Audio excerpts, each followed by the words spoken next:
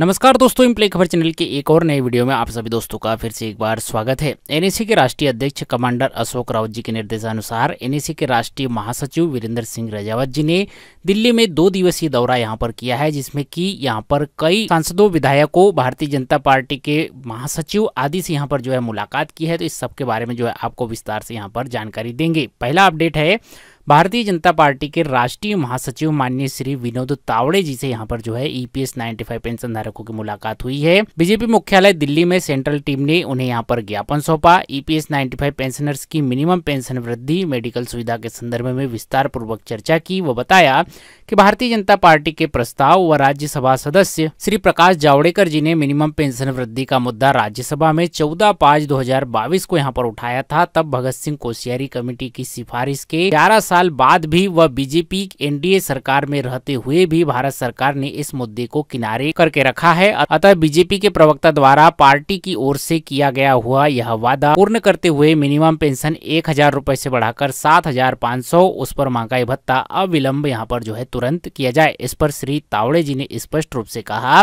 कि इस संवेदनशील मुद्दे पर निर्णय लेते हुए माननीय श्रम मंत्री जी से आज ही वह बात करेंगे। वह पार्टी अध्यक्ष जी से भी बात कर वृद्ध पेंशनर्स की अविलंब न्याय दिलाने का पूरा प्रयत्न यहाँ पर करेंगे।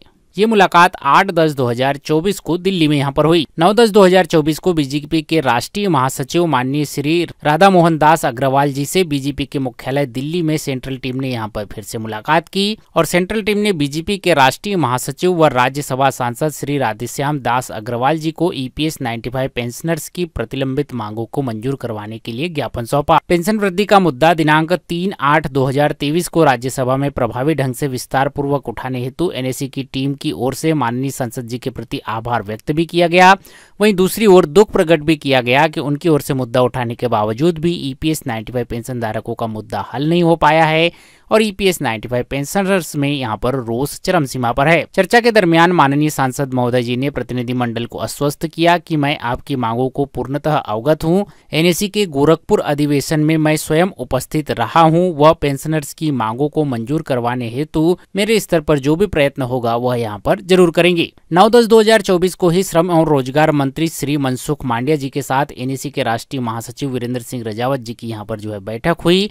माननीय मंत्री जी की ओर से ठोस आश्वासन भी यहाँ पर जो है दिया गया। माननीय श्रम और रोजगार मंत्री जी ने एनएसी के दिनांक 27/9/2024 व 1/10/2024 राष्ट्रव्यापी आंदोलन को ध्यान देते हुए श्रम शक्ति भवन में दिनांक 9/10/2024 को एनएसी के राष्ट्रीय महासचिव से मीटिंग हेतु बुलाकर ईपीएस 95 पेंशनर्स की प्रतिलंबित मांगों पर एनएसी की ओर से दस्तावेज व ज्ञापन यहाँ पर जो है स्वीकार किए। दिनांक 27/9/2024 को राष्ट्रव्यापी प्रदर्शन व राष्ट्र की वित्तीय राजधानी मुंबई में दिनांक 1/10/2024 को ध्यान आकर्षण धरना आंदोलन में भाग लेने वाले ईपीएस 95 पेंशनर्स की प्रतिक्रियाओं को माननीय मंत्री महोदय जी के संज्ञान में यहाँ पर लाया गया व बताया गया कि पेंशनर्स में असंतोष चरम सीमा पर पहुंच चुका है, चिंताजनक है, जिसे तुरंत यहाँ पर जो है दूर किया जाना चाहिए। एनएसी का पक्ष सुनने के बाद मंत्री जी ने कहा कि इन सभी मुद्दों पर उचित कार्यवाही की प्रक्रिया में है, जल्द ही निर्णय यहाँ पर जो है लिया जाएगा। बैठक के बाद श्रम मंत्री महोदय जी ने एनएसी महासचिव को दिल्ली ईपीएफओ मुख्यालय में एनएसी प्रतिनिधि मंडल के साथ पहुंचकर वरिष्ठ अधिकारियों की चर्चा हेतु निर्देश भी दिए। इसके बाद 9/10/2024 को ही माननीय श्रम मंत्री जी के निर्देशानुसार अतिरिक्त केंद्रीय भविष्य निधि आयुक्त प्रशासन श्री चंद्रमौली चक्रवर्ती जी के साथ एनएसी के प्रतिनिधि मंडल की यहाँ पर बैठक हुई।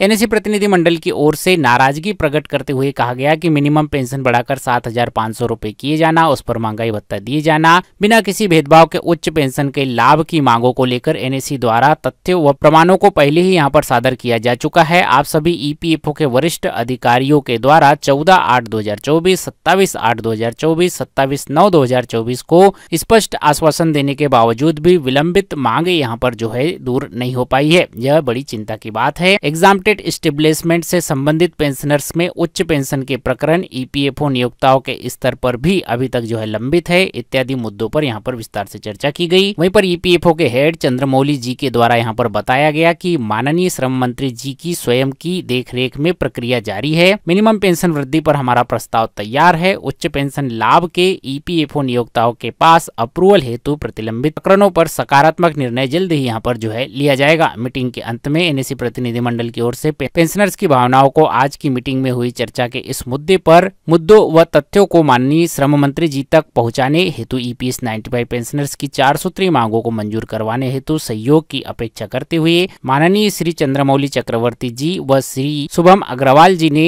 आरपीएफसी के प्रति आभार व्यक्त यहाँ पर किया। तो इस तरह से ईपीएस 95 पेंशन धारकों की पेंशन वृद्धि करवाने के संबंध में एनएसी की केंद्रीय टीम और राष्ट्रीय महासचिव वीरेंद्र सिंह रजावत जी ने यहाँ पर जो है दिल्ली का 2 दिवसीय दौरा किया है, जिसमें उन्होंने यहाँ पर ईपीएफओ के हेड, श्रम मंत्री, भारतीय जनता पार्टी के राष्ट्रीय महासचिव श्री विनोद तावड़े जी व बीजेपी के राष्ट्रीय महासचिव श्री राधा मोहन दास अग्रवाल जी से यहाँ पर जो है मुलाकात कर ईपीएस 95 पेंशन धारकों की पेंशन वृद्धि जल्द से जल्द हो, इस पर जो है यहाँ पर ज्ञापन प्रस्तुत किए हैं। वहीं पर ईपीएफओ व श्रम मंत्री की ओर से इस तरह का आश्वासन भी मिला है कि जो ईपीएस 95 पेंशन धारकों की मांगे है उन पर जो है यहाँ पर प्रक्रिया चालू है और जल्द ही यहाँ पर जो है निर्णय लिया जाएगा।